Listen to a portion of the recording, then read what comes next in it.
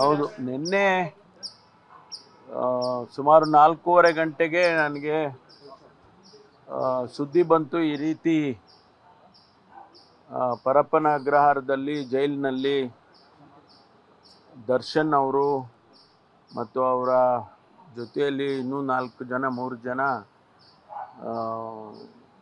Tea ಕುಡ್ಕೊಂಡು ಭಾಳ ಆರಾಮವಾಗಿ ಇದ್ದಾರೆ ಅನ್ನುವಂಥ ಒಂದು ಫೋಟೋ ಕೂಡ ವೈರಲ್ ಆಗ್ತಾಯಿತ್ತು. ತಕ್ಷಣ ನಾನು ಡಿ ಜಿ ಅವರಿಗೆ ಮಾತನಾಡಿ, ಡಿ ಜಿ ಪ್ರಿಸನ್ಸಿಗೆ ಮಾತನಾಡಿ ಸಂಬಂಧಪಟ್ಟ ಅಧಿಕಾರಿಗಳನ್ನ ಅಲ್ಲಿಗೆ ಕಳಿಸ್ಕೊಟ್ಟು ಎಲ್ಲ ತನಿಖೆ ಮಾಡಿದ್ದೇವೆ. ತನಿಖೆ ಮಾಡಿ ಸುಮಾರು ರಾತ್ರಿ 1 ಗಂಟೆವರೆಗೂ ಎನ್ಕ್ವೈರೀಸ್ ಎಲ್ಲ ಮಾಡಿದ್ದಾರೆ. ಈಗ ಸುಮಾರು 7 ಜನ, ಅವ್ರ ಹೆಸರುಗಳನ್ನು ಹೇಳಿಬಿಡ್ತೇನೆ, 7 ಜನ ಅಧಿಕಾರಿಗಳನ್ನು ಈಗ ಸಸ್ಪೆಂಡ್ ಮಾಡಿದ್ದಾರೆ. ಒಂದು Sharavana jailers, Sharanabasava Amingad, Prabhu S Khandelwal. Assistant jailers L S Thippeswamy, Srikanth Talwar, Thippeswamy, L S Thippeswamy, Srikanth Talwar, ಇವರಿಬ್ಬರು ಜೈಲರ್, ಇದು sub assistant jailers. Head warders Venkappa Korti, Sampath Kumar Kadapatti, warder Basappa Teli. ಇವರಿಷ್ಟು ಜನರನ್ನ ಸಸ್ಪೆಂಡ್ ಮಾಡಿದ್ದೇವೆ.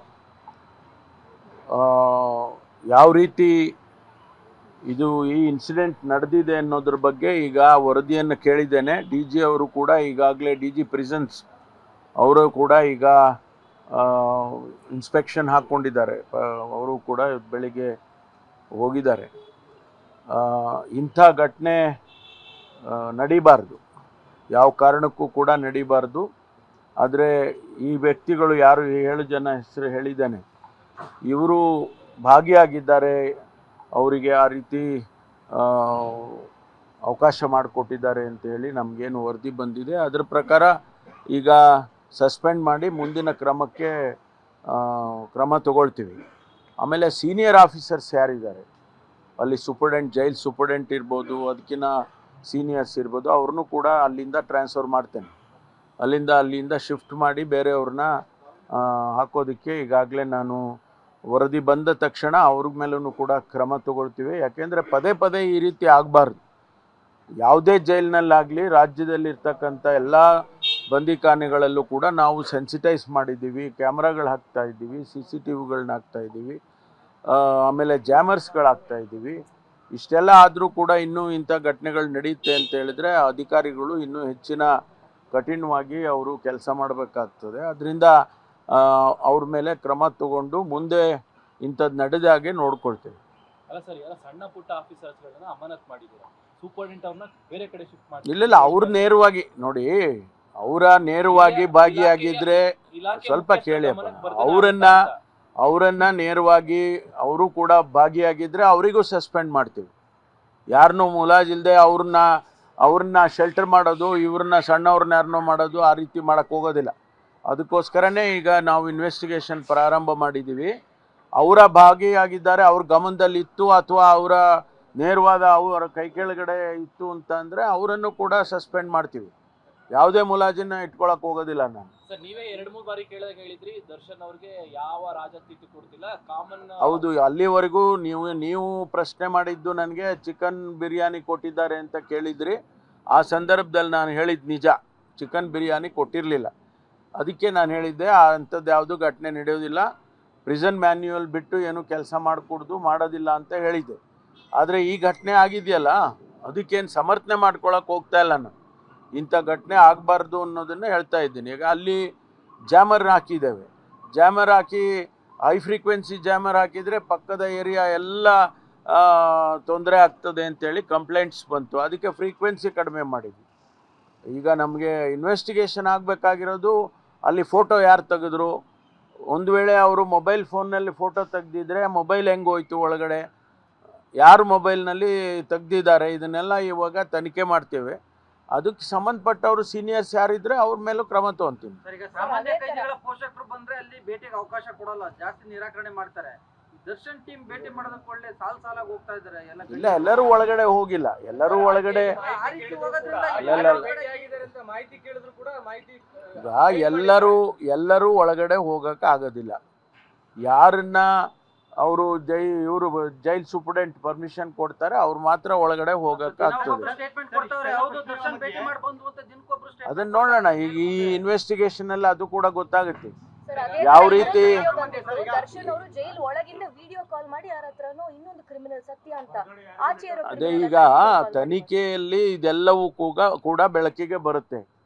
ಬಂದ ಮೇಲೆ ಯಾರು ಇದಕ್ಕೆಲ್ಲ ಕಾರಣಕರ್ತರಾಗಿದ್ದಾರೆ, ಹೆಂಗೆ ಅಲೋ ಮಾಡಿದ್ರು, ಫೋನ್ಗಳು ಯೂಸ್ ಮಾಡೋದಕ್ಕೆ ಹೆಂಗೆ ಅಲೋ ಮಾಡಿದ್ರು, ಆಮೇಲೆ ಇದೆಲ್ಲ ಈಗ ನೀವು ನೋಡಿದ್ರಿ ಅಲ್ಲಿ ಅವರ ಕೈನಲ್ಲಿ ಸಿಗರೇಟ್ ಇದೆ, ಅವರು ಟೀ ಕುಡ್ಕೊಂಡು ಕೂತಿದ್ದಾರೆ, ಈ ರೀತಿ ಎಲ್ಲ ಏನು ನಡೆದಿದೆ ಅದೆಲ್ಲ ಈಗ ಇನ್ವೆಸ್ಟಿಗೇಷನ್ ಮಾಡ್ತೇವೆ. video call ಯಾರು ಅದಕ್ಕೆ ಸಂಬಂಧ ಇದೆ, ಯಾವುದೇ ಅಧಿಕಾರಿ, ಅವ್ನು ಜೈಲ್ ಸೂಪರ್ಡೆಂಟ್ ಇರಲಿ, ಬೇರೆ ಸೀನಿಯರ್ ಆಫೀಸರ್ಸ್ ಇರಲಿ, ಅವ್ರ ಮೇಲೆ ಕ್ರಮ ತಗೊಳ್ತೀನಿ. ಸಿಸಿಟಿವಿ ಮಾನಿಟರಿಂಗ್ ಇರುತ್ತೆ, ಹಿರಿಯ ಅಧಿಕಾರಿ ನೋಡಕ್ ಅವಕಾಶ ಇರುತ್ತೆ, ಇಷ್ಟೆಲ್ಲ ಇದ್ರೂ ಕೂಡ ಆಗ್ತಾನೆ ಇರುತ್ತೆ ಅಂತಂದ್ರೆ ವಾಚಿಂಗ್ ಇದ್ದೇ ಇರುತ್ತೆ ಸಿಸಿಟಿವಿ.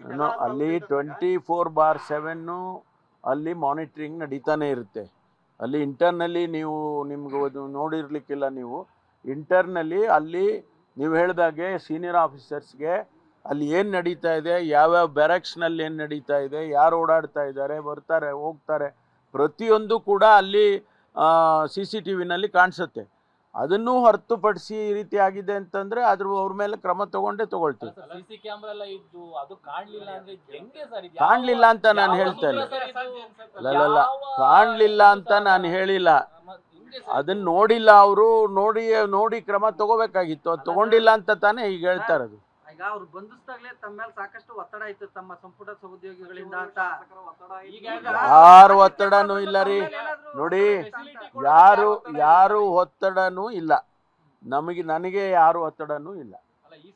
ಈ ಒತ್ತಡ ಯಾರು ನಮ್ಗೆ ಯಾರು ನನ್ನ ಲೆವೆಲ್ ವರೆಗೆ ಯಾರು ಮುಟ್ಟೋದಕ್ಕೂ ಸಾಧ್ಯ ಇಲ್ಲ. ಮೋಸ್ಟ್ಲಿ ಫೋಟೋ ರಿವೀಲ್ ಆಗಿರ್ಲಿಲ್ಲ ಅಂದ್ರೆ ಇದು ಇನ್ನೂ ನಡೀತಾ ಇರ್ತಿತ್ತು. ಹಾಗಾದ್ರೆ ಗೊತ್ತಿಲ್ಲಪ್ಪ, ನೀವೀಗ ಆಚೆ ಬಂದಿದ್ಯಲ್ಲ, ಈಗ ಸರಿ ಮಾಡೋಣ, ಸರಿ ಮಾಡಿ ಏನ್ ಬಿಗಿ ಮಾಡ್ಬೇಕು ಅದನ್ನ ಮಾಡ್ತೀವಿ. ಯಾರ ಒತ್ತಡಕ್ಕೂ ಮಣಿಯಲ್ವಾ ಸರ್? ಯಾರ ಒತ್ತಡಕ್ಕೂ ಮನೆಯಲ್ಲ. ಸರ್ಕಾರಕ್ಕೆ ಮುಜುಗರನ ಸರ್ ಈ ಕೇಸು? ಸರ್ಕಾರಕ್ಕೆ ಮುಜುಗರ ಇಲ್ಲ, ಏನು ಲ್ಯಾಪ್ಸ್ ಆಗಿದೆ, ಈ ಲ್ಯಾಪ್ಸಸ್ ಅನ್ನ ಸರಿ ಮಾಡಬೇಕು. ಲ್ಯಾಪ್ಸ್ ಆಗಿರೋದಕ್ಕೆ ಕ್ರಮ ತಗೋಬೇಕು, ಎರಡೇ ಅಲ್ವಾ. ಒಂದು, ಯಾರು ಲ್ಯಾಪ್ಸ್ಗೆ ಹೊಣೆಗಾರಿಕೆ ಹೊರಬೇಕು ಅವ್ರ ಕ್ರಮ ತಗೊಳ್ತೀವಿ.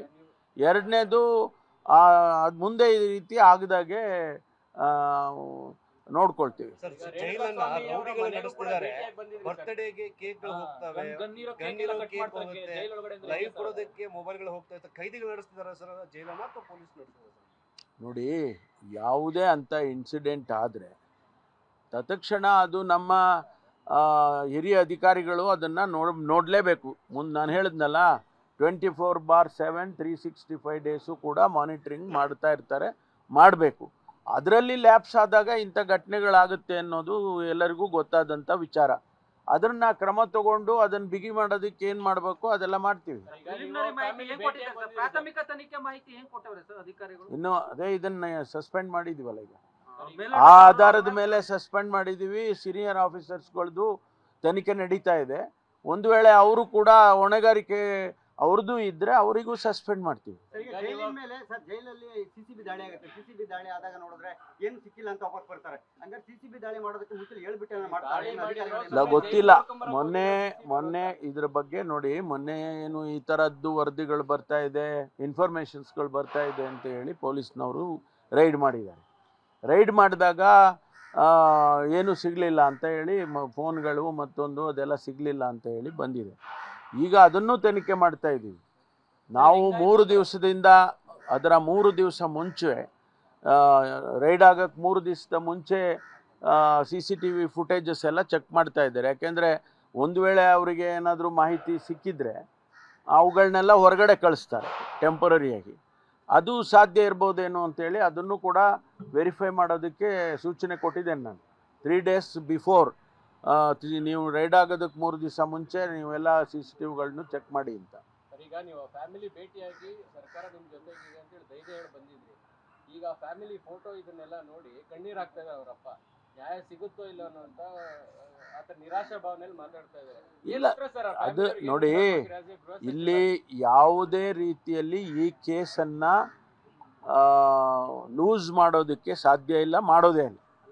ಯಾವುದನ್ನು ಕಾನೂನು ಪ್ರಕಾರ ಏನು ಕ್ರಮ ತಗೋಬೇಕೋ ಅದನ್ನು ಇಲ್ಲಿವರೆಗೂ ತಗೊಂಡಿದ್ದೇವೆ, ಮುಂದೇನೂ ಕೂಡ ತಗೋತೀವಿ. ಯಾರ ಒತ್ತಡಕ್ಕೂ ಕೂಡ ನಾವು ಮಣಿಯುವ ಪ್ರಶ್ನೆನೇ ಬರೋದಿಲ್ಲ. ಎಲ್ಲೋ ಆಗಿರೋದಲ್ಲ ಸರ್, ಸರ್ಕಾರದ ಅಧೀನದಲ್ಲಿರುವಂತ ಜೈಲಲ್ಲೇ ಈ ತರ. ಹೌದ್ರಿ, ಅದನ್ನೇ ಹೇಳ್ತಾ ಇದ್ದೀನಲ್ಲ, ಅದನ್ನೇ ಹೇಳ್ತಾ ಇದ್ದೀನಿ, ಕ್ರಮ ತಗೊಳ್ತೀವಿ ಅಂತ. ಇನ್ನೇನು? ಅಲ್ಲ ಸರ್, ಸಣ್ಣ ಪುಟ್ಟ ಅಧಿಕಾರಿಗಳು ಸಸ್ಪೆಂಡ್ ಆಗಿದ್ದಾರೆ. Listen to me, you are not interrogating me, you are not interrogating me. ಕೇಳೋದ್ ಕೇಳ್ಕೊಳ್ಳಿ ಅಪ್ಪ, ಹೇಳೋದ್ ಕೇಳ್ಕೊಳ್ಳಿ. ನಾನು ಕೋಪ ಮಾಡ್ಕೊಳ್ತಿಲ್ಲ, ನೀವು ಹೇಳೋದ್ ಕೇಳಬೇಕು, ಹೇಳೋದ್ ಕೇಳ್ಬೇಕಲ್ಲ ನೀವು. ಹೇಳೋದ್ ನೋಡಿ, ಕೇಳಿ ಸ್ವಲ್ಪ.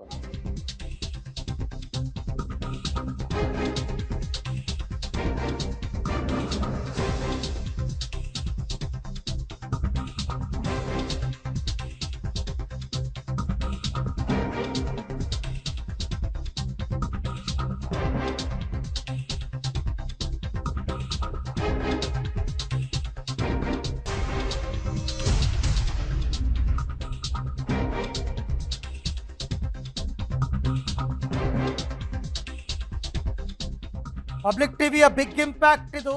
ನಟ ದರ್ಶನ್ ಅಂಡ್ ಗ್ಯಾಂಗ್ಗೆ ರಾಜಾತಿಥ್ಯ ಸಿಗ್ತಾ ಇರ್ತಕ್ಕಂಥ ಸುದ್ದಿಯನ್ನ ನಿನ್ನೆ ಮಧ್ಯಾಹ್ನ ಪಬ್ಲಿಕ್ ಟಿವಿ ಬ್ರೇಕ್ ಮಾಡಿತ್ತು. ಆ ಸುದ್ದಿಯನ್ನ ಸತ್ಯ ಅಂತ ಒಪ್ಪಿಕೊಂಡಿದ್ದಾರೆ ಗೃಹ ಸಚಿವ ಪರಮೇಶ್ವರ್. ಅಷ್ಟೇ ಅಲ್ಲ, ಒಟ್ಟು 7 ಜನ ಜೈಲು ಸಿಬ್ಬಂದಿಯನ್ನ ಸಸ್ಪೆಂಡ್ ಮಾಡಲಾಗಿದೆ. ಇದರಲ್ಲಿ jailer, assistant jailer, head warden ಮತ್ತು ವಾರ್ಡನ್, ಒಟ್ಟು 7 ಜನ. ಈ 7 ಜನರನ್ನ ಪ್ರಾಥಮಿಕ ವರದಿಯನ್ನ ಆಧರಿಸಿ ಸಸ್ಪೆಂಡ್ ಮಾಡಲಾಗಿದೆ. ಇದನ್ನ ಮೇಲ್ಪಟ್ಟ ಅಧಿಕಾರಿಗಳೇನಿದ್ದಾರೆ, ಜೈಲ್ ಸೂಪರಿಂಟೆಂಡೆಂಟ್ಗಳು, ಅವರ ಪಾತ್ರವು ಏನಾದರೂ ಕಂಡು ಬಂದರೆ ಅವರನ್ನು ಕೂಡ ಮುಲಾಜಿಲ್ಲದೆ ಸಸ್ಪೆಂಡ್ ಮಾಡ್ತೀವಿ ಅಂತ ಗೃಹ ಸಚಿವರು ಹೇಳಿದ್ದಾರೆ. ನಮ್ಮ ಸುದ್ದಿ, ನಮ್ಮ ಇಂಪ್ಯಾಕ್ಟ್ ಸ್ಟೋರಿ. ನಿನ್ನೆ 3 ಗಂಟೆಗೆ ಪಬ್ಲಿಕ್ ಟಿವಿ ಬ್ರೇಕ್ ಮಾಡಿದ್ದಂತಹ ಸುದ್ದಿ ಇದು. ಸರ್ಕಾರದ ಅಧೀನದಲ್ಲಿರ್ತಕ್ಕಂಥ ಪರಪ್ಪನ ಅಗ್ರಹಾರ ಜೈಲಿನಲ್ಲಿ ವಿಚಾರಣಾಧೀನ ಖೈದಿಗೆ ಕೊಡ್ತಾ ಇರ್ತಕ್ಕಂಥ ರಾಜಾತಿಥ್ಯದ ವಿಚಾರ. ಈಗ 7 ಜನ ಸಿಬ್ಬಂದಿಯ ಸಸ್ಪೆಂಡ್ ಆಗಿದೆ.